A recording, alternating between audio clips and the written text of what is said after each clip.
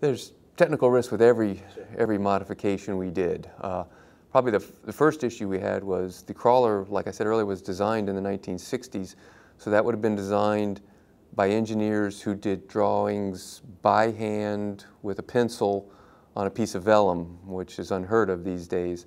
So we literally had to go find these old drawings and look at them, and then we had to make sure that they'd been upgraded over the years with every modification that had been done. So that was a bit tough getting started to know exactly where we were starting from. Once all that was accomplished with the help of the Ames engineers, we were able to design the modifications. And then, like we said, every time we modified something, it was tested in some way, shape, or form. When we tested the gearboxes, so after we took the gearboxes all apart, rebuilt them, rebuilt the gears, put all new bearings in, milled or actually realigned any of the shafts that we would have to, we would run them. We actually hooked a motor up to them and ran them on their own before we even ran out on the crawlerway, spun them up to speed to make sure everything spun smoothly, check the vibration levels, check the lubrication levels. So all that stuff was done ahead of time. We would actually, before we replaced all of the 16 gel cylinders, we replaced 2 at first. And we actually took 2 of them and put them on the other crawler and then ran it and went up and down the pad and made some turns with it, because these cylinders actually move while we're rolling. So we had to make sure we had enough clearances, and we actually had to modify some walkways and metal structure to make sure everything fit okay. And then in some areas, like the gel cylinders, we actually built more redundancy in them, so they operated in 2 different ways instead of one way as the original gel cylinders did. But as far as some of the, another issue we had was, this one kind of fascinated me. We decided to do the majority of these modifications inside the VAB. For the main reason is all the parts we're installing are heavy. We need a lot of crane support, a lot of heavy equipment. So if we had to do this outside, we would be subject to the weather all the time, Florida weather, afternoon thunderstorms. So we made a decision to operate in the VAB. And then we started looking at all the crane lifts we would have to do and the mobile cranes we would need. And we thought maybe we didn't have enough room around the crawler to operate these mobile cranes, because in some cases we needed more than one for each operation.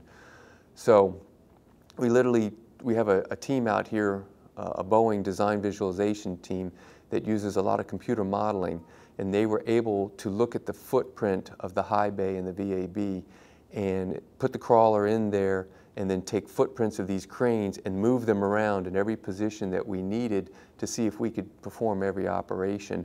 And we actually did this ahead of time to make sure we could do all these operations before we brought the crawler in. And after a few weeks of looking at all these possibilities, it was determined we could do it. So we did bring the crawler inside the high bay, and were able to successfully perform all the modifications in there.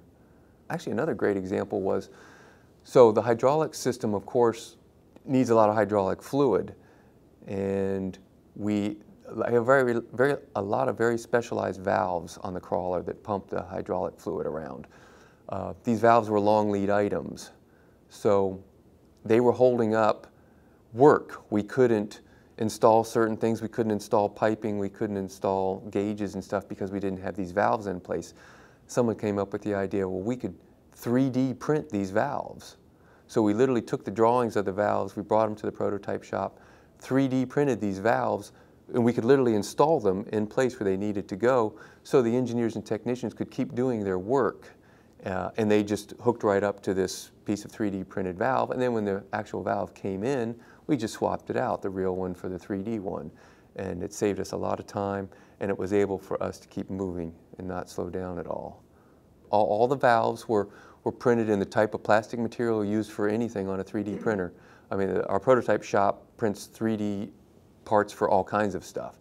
And these valves were actually built with the threads. They literally had the actual threads on these valves, so we could, the technicians and the pipe threaders could literally make the piece of tubing that they needed to with the threads right on it and thread right up to this plastic valve. And then once we got the real one, we didn't have to change a thing. We just unthread it, thread the new one on. Luckily, very few people rolled off. Few people that did roll off during the project, people on our existing group took their positions too, whether it was project management or engineering. We would, if we needed to, we brought in engineers from the outside that had a certain specialty, if it was vibrations or laser alignment or something like that, to help us out.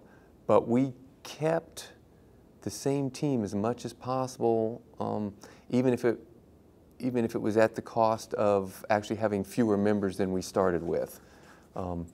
Anyone else that was brought on, we certainly train them, and it's on-the-job training too. You go out there, you get in front of it, you watch it operate, you see what its tendencies are, and you learn from that. And then we take measurements. We measure everything on the crawler.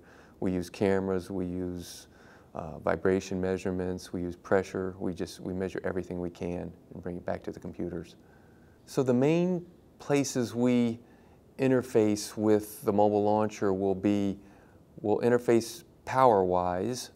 We have a large connector underneath where we will connect to them to provide them power. There will be their large environmental control systems that they're going to be carrying on board to provide air conditioning to the launch vehicle. We're going to power them during a roll, so we'll actually be providing cabling up to them. So cabling's pretty flexible. That's not that big of a deal. The actual electrical connector, we do have to make sure with them that it's going to be in a proper place that we can mount to, because it'll be way above us. We actually have to build a staircase and an access ladder that goes up to that connector so we can mate with it. So we're in constant contact with them, trying to make sure that's in the proper place. We also do have an access ladder so people could go from the crawler to the mobile launcher and from the mobile launcher back to the crawler. We have to make sure that's going to be in the proper place, so we've had to meet with their engineering team to make sure our stairwells line up. And then what I consider the most important piece is the actual the 4 physical points where we contact the ML. We call them pickup points.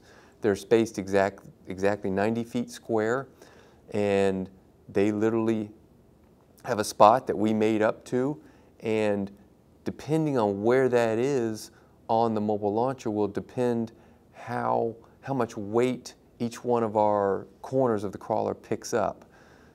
And that's changed over the years. It was different in Apollo, it was different in Shuttle, and it might be different with the SLS program. So we would love to have the crawler to be equally loaded, that is, the same amount of weight supported by each crawler corner, each truck. We have a feeling that's not going to happen, but we may even put the pickup points in one area now for EM1, and then possibly move them again for EM2, and then as the vehicle changes and gets heavier, it may continue to move as the center of gravity changes for the mobile launcher. So that's our main interface points. Like we said, we measure everything, so each time we mate up to something, we have strain gauge that can tell us how much support we're providing on each corner, so we can tell us how much weight is on each corner. So we'll know very quickly how much weight is being supported by each corner of the crawler. We can tell them how much they weigh and help them figure out where their center of gravity is.